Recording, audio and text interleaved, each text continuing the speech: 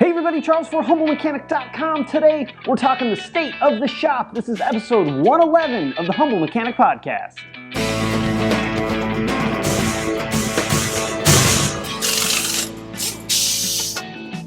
So we are back in studio. I feel like it's been forever since I shot a video here at the garage studio. Last week, obviously, at SEMA and Apex.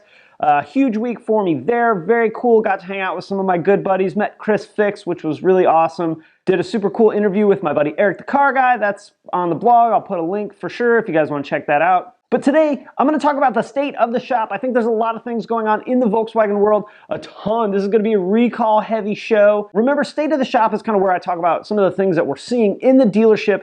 Right now, I do this show about once a month. This is, I think, the 8th time I've done this show. I'll be sure to put a link to the rest of the State of the Shop shows if you guys want to kind of go back in time and check out some of the things that have gone on earlier this year. But I think this is going to be a great show for you guys. All right, before we get into the show, let's talk about the sponsor of the day, which is Rain Eater Wiper Blades. Having good quality wiper blades is vital to vehicle safety, and that includes the rear wiper blade. So if you want a great quality wiper blade at an awesome price, check out Rain Eater Wiper Blades at raineater.com. They also have this really cool program where you set it up, they automatically ship you your wiper blades 2, 3, 4 times a year, however many times you want, and you basically put it on autopilot. It's a super cool program. Again, I'll put a link in the show notes for you guys. All right, let's start off with the one that's probably benefiting people the most, and that is the diesel campaign that Volkswagen has just put out. This is one step in an effort to sort of regain their customer base by taking care of their customers. One of the things that Volkswagen has done is offering money to the TDI owners.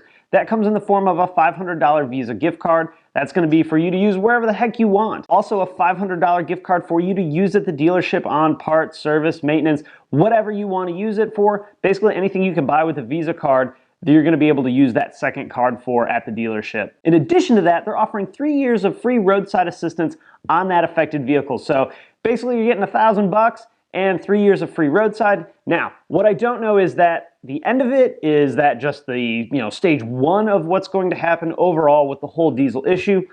I don't really know. We get information basically kind of second tier after it goes out to the media, so I tend to find out these things after a lot of other people do. All I can do is talk about what I see and the information I gather. The best resource where you're going to get the most accurate information is to do one of two things. Either one, go to vwdieselinfo.com. They have a ton of information there. Or call the Volkswagen Customer Care Hotline. They're going to have the most up-to-date information. They'll have information beyond what we're going to have at the dealership level, and that goes for my dealership, that goes for all the other Volkswagen dealerships out there. We only get so much information, so again, if you have a very specific question about, does me taking this money forfeit my right to a class action lawsuit?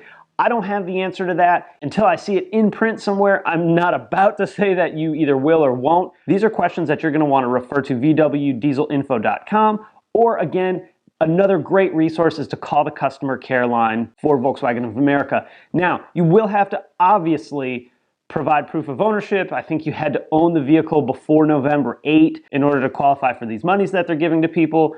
So you have to provide proof of ownership, registration, all that stuff. You do need to go to that website that I just gave you and register to make sure that your vehicle is eligible. Also, this is going to be very, very important. You're going to need to get your registration done at vwdieselinfo.com before April 30th of 2016. It seems like they put a hard date on it. You wouldn't want to miss out on getting this money if you're one of the people that's affected by this with the TDI. So get over there, get registered.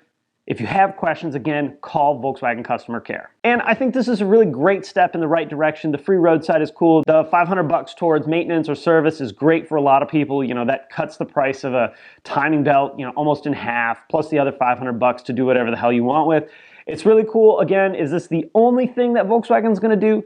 I don't know. They may come out with something next year. They may say this is it. They still don't have a definitive fix for all the generations of TDIs. I've heard mixed stories of hardware and software on certain generations. I did other shows talking all about the Dieselgate thing and kind of where we stood at the time of those videos. We still are kind of in this wait and see game. Now at least we know Volkswagen's starting the process of doing things to regain their customers.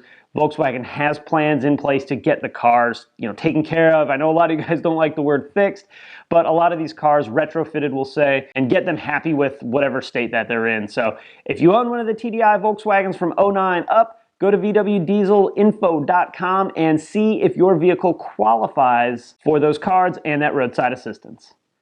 All right, more in the recall/campaign world. This is a huge one.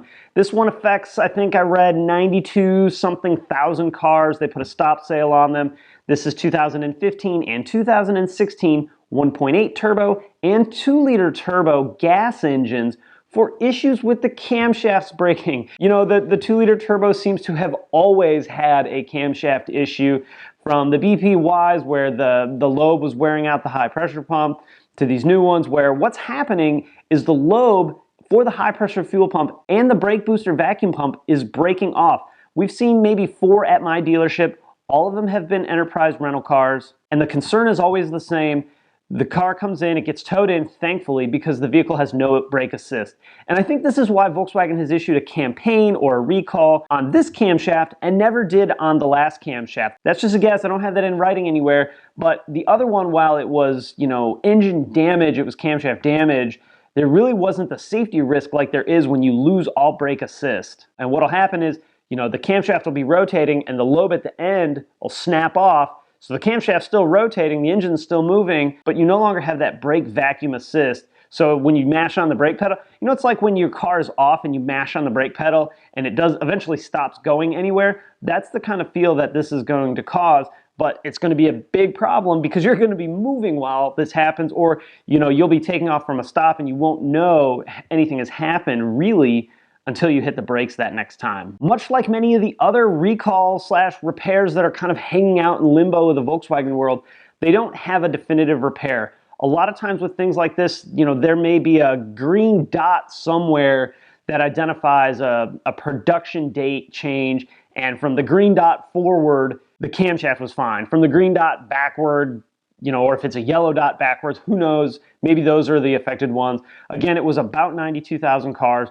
All of them that we've seen at the dealership have been Enterprise rental cars or whatever rental company rental cars. I'm not sure what that says about the rental cars. Maybe they buy fleets, first runs, or whatever, but that's just what we've seen at my dealership. There was a stop sale issued on those cars, so the ones on the lot will be addressed right away. And then obviously if you have this problem, don't drive your car, don't try and make it to the dealership, pull over, get your car towed. These are brand new cars. These are 15s, these are 16s. So you should have the roadside assistance package already in place. Don't take a chance. It's not worth it. Just get your car towed. I know it's a hassle, but look, that little bit of hassle is way better than the brakes completely failing to provide any assist and you getting in an accident or getting hurt or hurting someone else. It's just really not worth it. So the repair may be replace all the camshafts. The repair may be inspect for some sort of production identifier. We really don't know. Again, this is a limbo thing as well. I've heard in the early December timeframe we may have an answer. That was a week ago. As of right now, we really don't know when exactly we're going to see this come down. I will say that my dealership stocked up on a couple of the tools because 92,000 is a lot. I think we had 10 on the lot that are going to require this repair or the check or whatever the campaign ends up being, whatever the repair ends up being. So it's going to be a pretty good amount of cars. We're going to be busy. If it's replacing camshaft, that's a pretty big job. It's stripping the front timing chain cover and swapping cams out. I'm sure Volkswagen will find a procedure to do it a little bit faster. But again, nothing definitive as far as repair just yet. Also in the 2-liter world, some 2011 to 2013 vehicles have a software update that just came out, I think yesterday as a matter of fact. And what's happening is the signal from the ECM to the fuel pump is causing a reduction in fuel pressure at the pump. So this is going to be low side fuel pressure. And basically what's happening is you're getting a check engine light P0087, low fuel rail pressure fault. You may get maybe an extended crank. None of this was in the bulletin. It's just things I've seen associated with this fault. Perhaps an extended crank, perhaps stumble here or there. Officially in the bulletin, it's only talking about a mil concern, no drivability concerns. Those are just some things that I've personally witnessed with that P0087 fault. And it's simply a software update with kind of a twist, which is really cool. This is the first time I've ever seen this. So you're getting a software update. Whatever parameters are changing, I don't know. a lot of people don't understand that when a software update like this comes down, we get very limited information as to what exactly happens.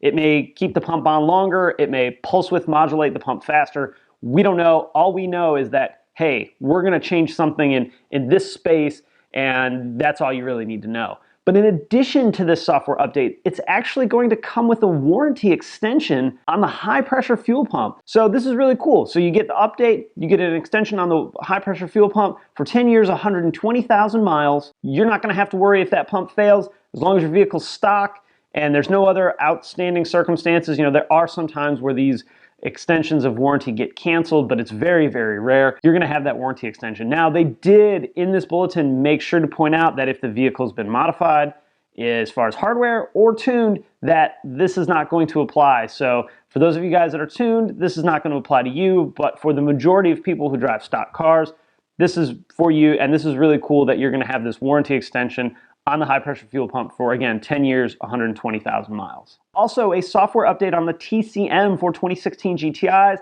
Not really much information about what that's supposed to address, but it is out there. I think it was a pretty low run of cars that were affected by that software change. Odds are not too many people are going to be owning a GTI that's going to require this update. Most of these are probably going to be fixed at the dealership level or at the port level before it ever hits the road as a vehicle that someone owns. It's nothing to really worry about. Again, most of these software updates, they're not a huge shift in, you know, anything major. It's just kind of a fine tweak to maybe meet an emissions component or change, maybe for the TCM, for example, a slight shift pattern or a slight shift change, depending on what the strategy is. So, you know, if you got a 16 GTI, maybe be on the lookout for that. Also, the clock spring, we still really don't know. We haven't gotten any communication that I've seen from Volkswagen about time frame for replacing these clock springs. They do show pending in the system, so they are coming down. If you do have an issue with your clock spring, call your local dealership, have them run your VIN, see if you have that warranty extension or recall or campaign, whatever they're gonna call it when it comes out. See if it's open on your car, and then they can guide you on the process of what to do from there. We are fixing these if they are failing, because obviously this is going to be a safety concern with perhaps no horn, no airbag. So, you know, if you are experiencing an issue like that, call your local dealer, give them your VIN, and have them check and see if that's something that applies to your car. All right, guys, I'm gonna wrap it up there. If you have any questions or comments, post it in the comments section below. Hey, if you like the video, throw it a thumbs up on YouTube. I always appreciate that. You can also subscribe on YouTube or on the blog at humblemechanic.com. You can follow me on Facebook, Twitter, Instagram, the blog, and obviously here on YouTube. All right, guys, thanks for watching, and I will see you next time. I've been so tired ever since I've got back from SEMA with like a little thing, you know, kind of in my throat. My voice probably sounds a little weirder than normal.